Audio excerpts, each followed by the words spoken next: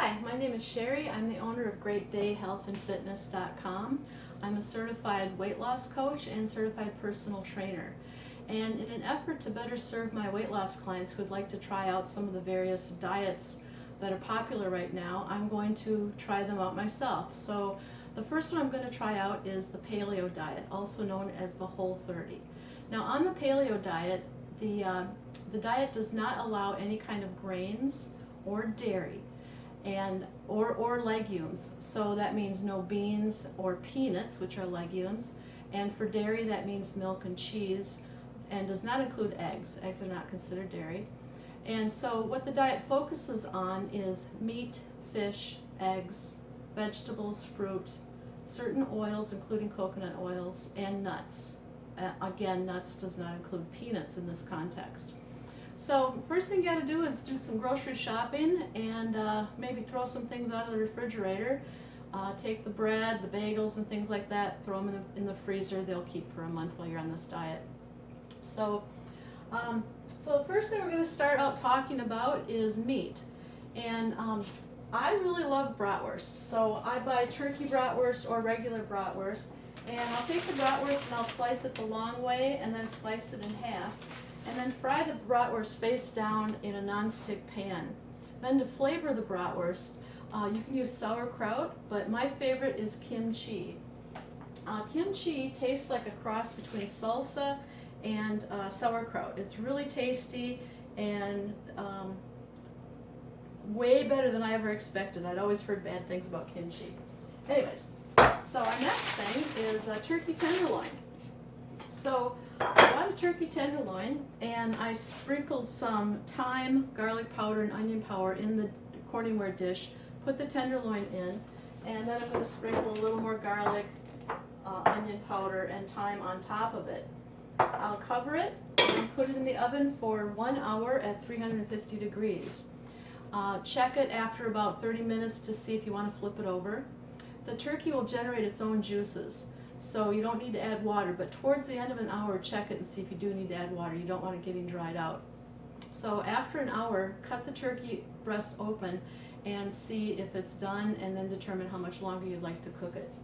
Having some turkey breast in the refrigerator means that you're going to have a nice, tasty protein source for those times when you come home from work and you're tired, you don't have time to deal with anything.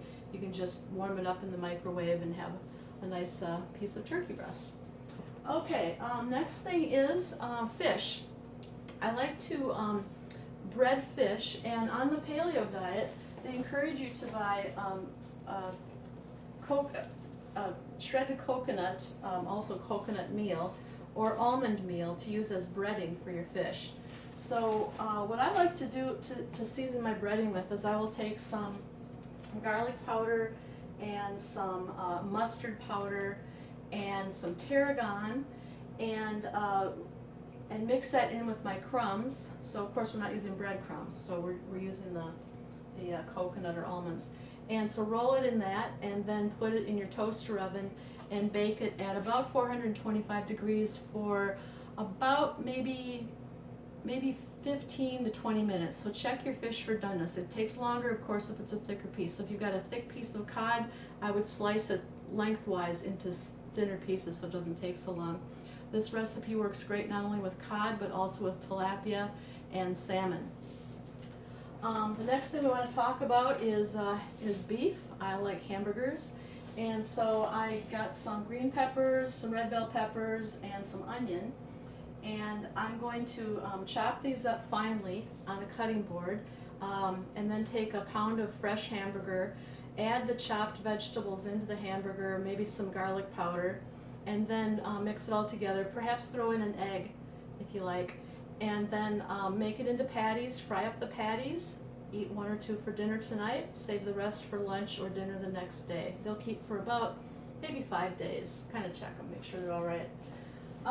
Then there's salads. So I've got some avocado, again the peppers. I like to put apples in my salad, so that would be nice. Also some little red tomatoes or any kind of tomatoes, anything you like on salad, as long as we're not doing cheese and grains and croutons and things like that. I also like to use jicama on my salads. Now jicama is a root vegetable, and I believe it's from South America. It's spelled Jicama, jicama. And it tastes like a cross between a potato and an apple. So you peel the skin off of it, you slice it into little matchstick slices or grate it, put it on your salad. It's very tasty. Let's see, what do we have next? Okay, so let's talk about snacks. So on the paleo diet, you're allowed fruit. You're also allowed dried fruit. So I've got some dried apple pieces. Nuts are great. So we've got some pecans, some walnuts. Here's some dried apricots. Pistachios are a nice little treat. And also for a snack in a pinch, where I just don't have time for anything and I'm starving to death, maybe on my way home from some place when I just can't wait to get home. I get the Larabars. So Larabars are nice because they are made with all natural ingredients, and the sweetening is just dates. So there's no added sugar.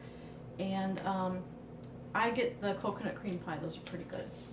So anyways, I think that's about it. Oh, almond butter. That's a nice little treat. You might want to dip some vegetables into the almond butter for flavor. And I think that just about wraps it up. So thank you for joining me, and please check out my website, greatdayhealthandfitness.com. Shoot me an email. Let me know what you think of this video. Thank you.